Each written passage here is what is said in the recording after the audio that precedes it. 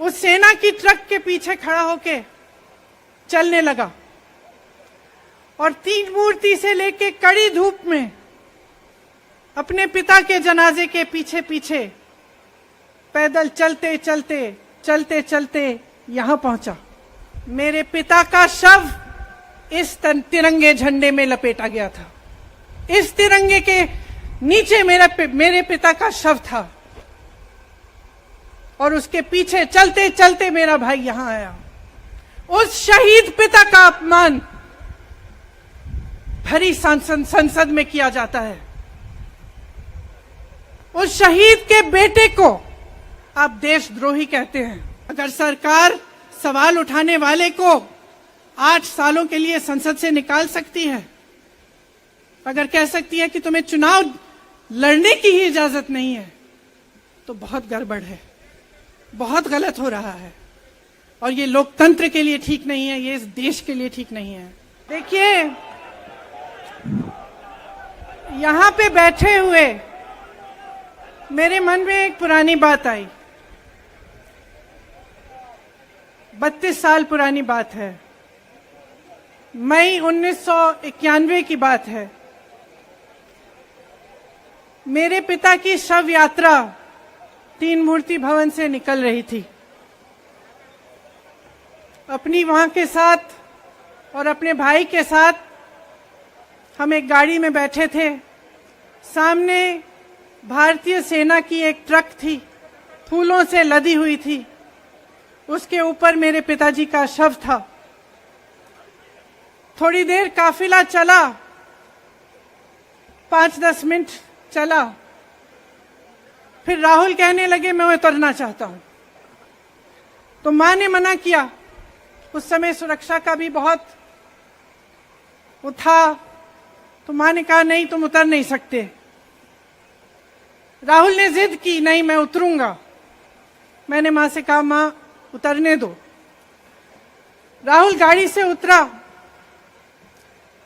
उस सेना की ट्रक के पीछे खड़ा होके चलने लगा और तीन मूर्ति से लेके कड़ी धूप में अपने पिता के जनाजे के पीछे पीछे पैदल चलते चलते चलते चलते यहां पहुंचा।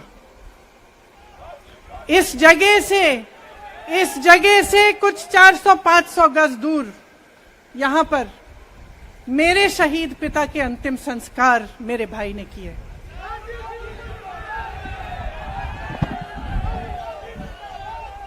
सुनिए, वो चित्र मेरे दिमाग में अभी भी है, मेरे मन में है। मेरे पिता का शव इस तिरंगे झंडे में लपेटा गया था। इस तिरंगे के नीचे मेरे पिता का शव था और उसके पीछे चलते चलते मेरा भाई यहां आया। उस शहीद पिता का अपमान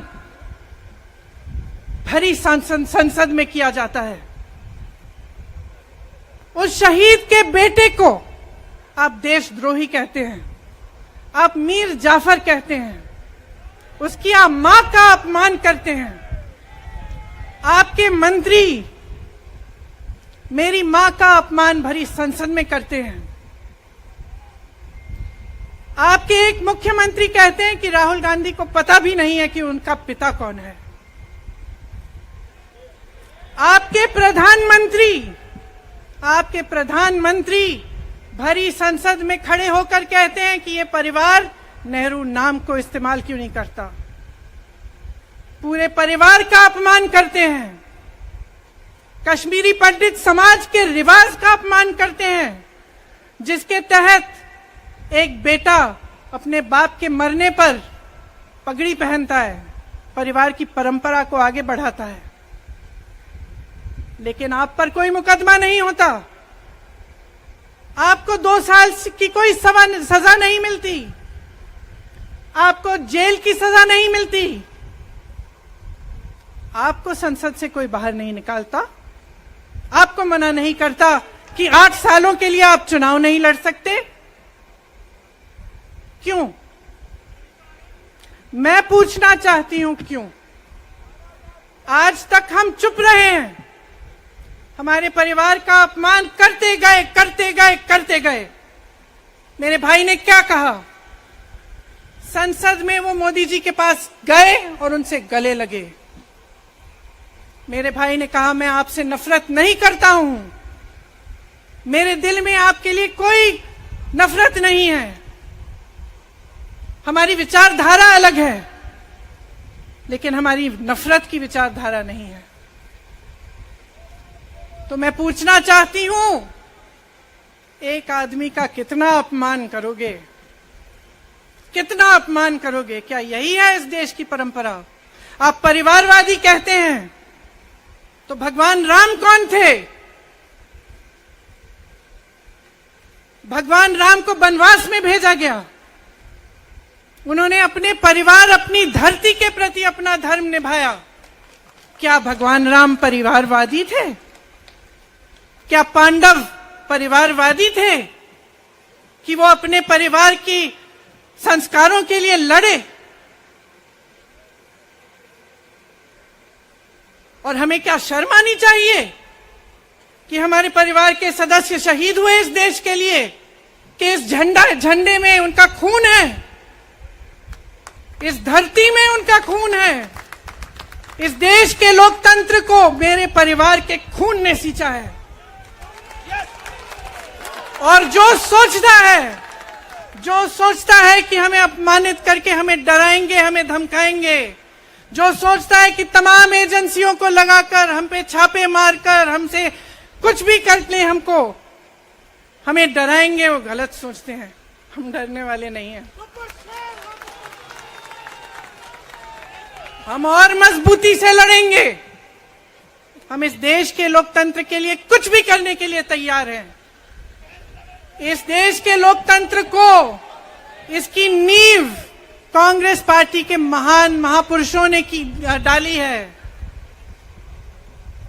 कांग्रेस पार्टी लड़ी इस देश की आजादी के लिए, और आज भी इस देश की आजादी के लिए ही लड़ रही है। कभी कभी मैं सोचती हूं, मुझे समझ में नहीं आता कि पब्लिक क्या सोच रही है। क्या देख नहीं रही है क्या हो रहा है? क्या आपको दिख नहीं रहा है कि आपकी सारी संपत्ति लूटी जा रही है, एक आदमी को दी जा रही है, गिने चुने उद्योगपतियों को सब कुछ दिया जा रहा है? किसकी संपत्ति है? ये राहुल गांधी की संपत्ति है, ये आपकी संपत्ति है।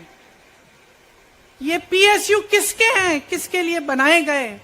आपके लिए बनाए गए, जो ऐसे एक के बाद एक इनको बेचे जा रहे हैं, दिए जा रहे हैं। इसी से तो आपका रोजगार आता है। छोटे उद्योगों से, छोटे व्यापारियों से आपका रोजगार आता है, किसी बड़े अडानी से नहीं आता। रोजगार नहीं देते, छीनते हैं आपका रोजगार। तो आप समझ क्यों नहीं पा रहे हैं? आप गैस के सिलेंडर के लिए 1000 रुपए दे रहे हैं, और यहां आपकी सारी संपत्ति किसी को सौंपी जा रही है। राहुल गांधी जी ने क्या कहा? अरे कौन सा इतना बड़ा जुल्म कर लिया कि आपसे 2 सवाल पूछ लिए, जवाब नहीं दे पाए ना, घबरा गए। और जो अहंकारी होते हैं, तानाशाह होते हैं, क्या करते हैं? जब सवालों का जवाब नहीं दे पाते तो पूरी सत्ता को लेकर जनता को दबाने की कोशिश करते हैं। जो सवाल उठाता है उसको दबाने की कोशिश करते हैं। आपने कभी सोचा है, आंखें खोलिए, आपने कभी सोचा है कि ये पूरी सरकार, ये सारे मंत्री, ये सारे सांसद एक आदमी को बचाने की क्यों इतनी कोशिश कर रहे हैं? इस अडानी में है क्या कि इसको आप सारी संपत्ति दे रहे हो देश की? 20 हजारों करोड़ शेल कंपनियों में इनकी हैं, और आप इन पे इंक्वायरी नहीं कर सकते। ये अडानी है कौन कि आप सब उनका नाम उठते ही बौखला जाते हैं और उनको बचाने में लग जाते हैं? देखिए, आप इस देश के देशवासी हैं, ये देश आपका है, ये लड़ाई आपकी है। आज तमाम नौजवान बेरोजगार क्यों हैं? हम इश्तेहार तो देख रहे हैं, होर्डिंग देख रहे हैं, मदर ऑफ डेमोक्रेसी लिखा है, कहते हैं कि हमारी अर्थव्यवस्था बहुत तेजी से आगे बढ़ रही है, तो इतने नौजवान बेरोजगार क्यों हैं? तो जहां जहां हम जाते हैं बेरोजगार नौजवान क्यों दिखते हैं? इतनी महंगाई क्यों है? इतनी महंगाई क्यों है? क्या आप इतने बड़े काम कर सकते हो लेकिन एक गैस सिलेंडर का दाम कम नहीं कर सकते? आप छोटे व्यापारियों की मदद नहीं कर सकते? आप रोजगार नहीं बनवा सकते? तो फिर आपकी सरकार किस काम की है? लोगों को दबाने के लिए है या अडानी जी को आगे बढ़ाने के लिए है? तो आज ये समय आ गया है कि हमें गंभीरता से सोचना पड़ेगा। ये सरकार पूरी कोशिश करती है कि आपका ध्यान भटकाया जाए। अब आप सोचिए, कन्याकुमारी से कश्मीर तक एक आदमी चला, उसके साथ लाखों लोग चले। क्या पैगाम लेके चला? किस लिए चला? उसके दिल में क्या भावना थी कि लाखों लोग देश भर से उससे जुड़ के चले? समता, एकता की भावना थी। आज आपके सारी मीडिया, आपके सारे मंत्री, आपके सारे सांसद, आपके सारे कार्यकर्ता कह रहे हैं कि राहुल जी ने विदेश जाकर देश का अपमान किया, राहुल जी ने एक वर्ग का अपमान किया। क्या एक आदमी जो कन्याकुमारी से लेकर 5000 किलोमीटर कश्मीर तक चल के ये रोज रोज कहता है कि इस देश को एक होना चाहिए, सबको समान दृष्टि से देखना चाहिए, क्या ये आदमी देश का अपमान कर सकता है? क्या ये आदमी एक वर्ग का अपमान कर सकता है? तो ये आदमी क्या कर रहा है? ये आपकी आवाज उठा रहा है। ये क्या कह रहा है? कह रहा है कि गरीबों को अपना हक दो, नौजवानों को अपना हक दो, महिलाओं को अपना हक दो। यही तो कह रहा है। और हक क्या है? हक ये है कि जो आपका है वो आपके हाथों में जाना चाहिए, किसी बड़े उद्योगपति के हाथ में नहीं, जो प्रधानमंत्री जी के मित्र हैं। ये है आपका हक। उसी हक की लड़ाई लड़ रहा है। तो आप समझिए, ये एक इंसान की बात नहीं है, ये एक राहुल गांधी की बात नहीं है, ये पूरे देश की बात है। जब हम कहते हैं लोकतंत्र को बचाना है, तो हम किस बात की को बचाने की कह रहे हैं? क्या कह रहे हैं हम? लोकतंत्र क्या होता है? खुल के जवाब मांगो, सवाल उठाओ। यही तो लोकतंत्र है कि आपको कोई आपत्ति है, कोई समस्या है, आप किसी के पास जाकर अपना हक मांग सकते हैं। आप कह सकते हैं, भाई हमारे लिए ये क्यों नहीं किया, इतनी महंगाई क्यों है, हमारे लिए रोजगार क्यों नहीं बनाए? लेकिन आज यही हक आपसे छीना जा रहा है और आपका ध्यान इधर उधर भटकाया जाता है और इतनी चीजों को फैलाया जाता है जो सच नहीं है, झूठों को फैलाया जाता है। आप सोचिए, राहुल गांधी दुनिया के सबसे बड़े जो शिक्षा के संस्थान है वहां से पढ़ के आए हैं। हार्वर्ड और कैम्ब्रिज की उनकी डिग्री है। कैम्ब्रिज से उन्होंने इकोनॉमिक्स में मास्टर्स डिग्री, एमफिल डिग्री उनको मिली। आप उसको पप्पू बनाते हैं। पूरे देश भर में आपकी सहायता के साथ मेरे मीडिया के दोस्तों, डिग्री आपने देखी नहीं, सच्चाई आपने देखा नहीं, उनको पप्पू बना दिया। फिर पता चला कि ये पप्पू तो यात्रा में निकल आया और पता चला कि ये तो पप्पू है ही नहीं। इसके साथ तो लाखों लोग चल रहे हैं।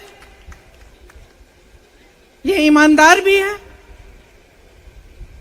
ये सब बातों को समझता भी है, ये जनता के बीच जा रहा है, जनता की समस्याओं को सुन रहा है, तो जनता इसके साथ चली जा रही है। तो घबरा गए कि राहुल गांधी ने संसद में वो सवाल उठाए जिनका उनके पास जवाब नहीं है।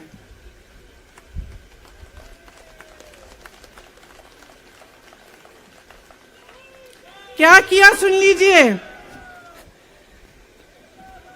एक तरफ से हंसी भी आती है कि एक आदमी को रोकने के लिए इतना सारा करना पड़ा, जिस आदमी ने राहुल जी के खिलाफ सूरत में कंप्लेंट लगाई, आपको मालूम है कि पिछले साल उसने खुद कचहरी में जाके बोला इस पे आप स्टे लगा दीजिए। 1 साल के लिए अपने ही केस पे स्टे लगवाया। फिर वापस कब गए केस खुलवाने के लिए? राहुल गांधी के संसद में अडानी पे के भाषण देने के 1 हफ्ते बाद, 1 हफ्ते बाद वो आदमी वापस जाता है, कहता है केस खोल दी, सुन लीजिए अब हम तैयार हैं। 1 महीने के अंदर अंदर जज कह देते हैं कि राहुल गांधी को 2 साल की सजा मिलेगी। आपने देखा इस देश में कितने केस हैं कि जेल में 10 साल के लिए पड़े रहते हैं, उनकी सुनवाई नहीं होती। ये तो सुनवाई भी फट से हो गई, जजमेंट भी फट से हो गई, सजा भी फट से हो गई। और आपने कह दिया अगले दिन कि 8 सालों के लिए ये चुनाव नहीं लड़ सकते, संसद से बाहर कर देंगे इनको। वाह वाह वाह वाह वाह वाह, बहुत धैर्य है आप में। अरे कायर हैं, कायर है इस देश का प्रधानमंत्री। लगा दो केस मुझ पर, लगा दो केस मुझ पर, जेल ले जाओ मुझे भी, लेकिन सच्चाई ये है कि इस देश का प्रधानमंत्री कायर है।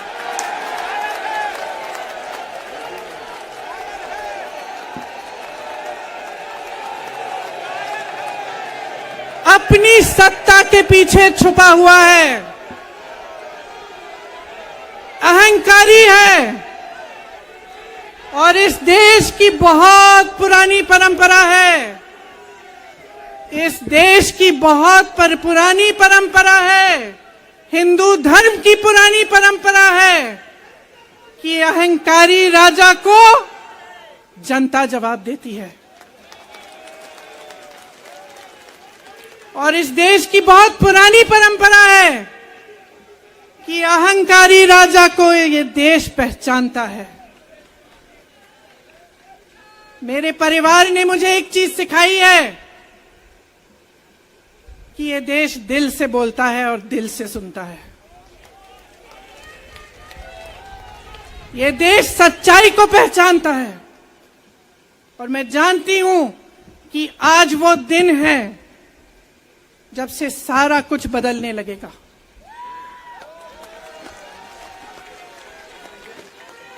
मेरे मीडिया के साथियों, मैं आपसे कहना चाहती हूं, बहुत हो गया है, बहुत हो गया है। मैं जानती हूं आप पर कितना दबाव है। मैं जानती हूं कि आपको लाइन भेजी जाती है कि आज आपको ये कहना है, आज आपको ये लिखना है। लेकिन आपकी एक बहुत बड़ी जिम्मेदारी है। आज लोकतंत्र खतरे में है। अगर सरकार सवाल उठाने वाले को 8 सालों के लिए संसद से निकाल सकती है, अगर कह सकती है कि तुम्हें चुनाव लड़ने की ही इजाजत नहीं है, तो बहुत गड़बड़ है, बहुत गलत हो रहा है। और ये लोकतंत्र के लिए ठीक नहीं है, ये इस देश के लिए ठीक नहीं है। जब आप पत्रकार बने, शुरू में जब आप काम के लिए आए, तो आपके दिल में भी ये होगी बात कि देश के लिए मैं सच्चाई बोलूंगा, मैं सच्चाई बोलूंगी। आज आप बोल नहीं पा रहे हैं, हिम्मत करिए, खड़े हो जाइए आप भी। और जैसे खड़गे जी ने कहा कि तमाम पार्टियों ने आज अपनी आवाज उठाई है, उनका हम सब धन्यवाद देते हैं। और हम सबको एक होना पड़ेगा, इसलिए होना पड़ेगा क्योंकि आज ये देश खतरे में है। आज इस देश की सारी संपत्ति एक आदमी को सौंपी जा रही है और उस आदमी को बचाने के लिए पूरी सरकार खड़ी हो जाती है। बहुत गलत हो रहा है। अगर आज मेरे भाइयों और बहनों आप इसको पहचान नहीं पाएंगे तो इस देश को बहुत खतरे में डाल देंगे। इसीलिए यहां खड़े हुए महात्मा गांधी जी की समाधि के कुछ ही गज दूर खड़े हुए मैं आपको याद दिलाती हूं कि कितनों ने इस देश के लिए अपना खून बहाया है, कितनों ने इस देश की धरती, इस देश की आजादी के लिए अपना खून बहाया है। ये अफसर हैं यहाँ तैनात खड़े हैं, इसी तरह से इनके भाई सरहद पे खड़े होते हैं हमारे लिए, आज भी अपना खून बहा रहे हैं। क्या इसके लिए? क्या अडानी जी के लिए? कि अपने देश के किसान के लिए, अपने देश के गरीब के लिए, अपने देश के छोटे व्यापारियों के लिए, महिलाओं के लिए, अपने बच्चों के भविष्य के लिए हम सब अपनी जान देने के लिए तैयार हैं। तो मैं आपसे आग्रह करती हूं, मेरे देशवासियों, आंखें खोल लो, समय आ गया है, डरो मत। राहुल गांधी के शब्दों में डरो मत, इनका सामना करने का समय आ गया है। एकजुट हो जाओ, सामना करो, इस देश की सच्चाई को उभारो, इस देश की एकता को बनाए रखो और इस देश को आगे बढ़ाओ। जय हिंद, जय हिंद, जय हिंद। होटल रॉयल पैलेस सागर बुंदेलखंड का सबसे शानदार वेडिंग डेस्टिनेशन, बड़ा ग्राउंड और सागर का सबसे बड़ा बैंकेट हॉल। अपनी खुशियों को बनाए खास होटल रॉयल पैलेस, जहाँ पे है 45 लग्जरी रूम्स, आकर्षक AC banquet hall, pure veg स्वादिष्ट व्यंजनों के लिए कोहिनूर रेस्टोरेंट, कॉर्पोरेट जगत के लिए conference meeting hall, birthday party, kitty party को बनाए यादगार, स्विमिंग पूल और रेस्टोरेंट एंड डायमंड बार यानी रिफ्रेशमेंट का द्वार और बच्चों के लिए गेम जोन भी।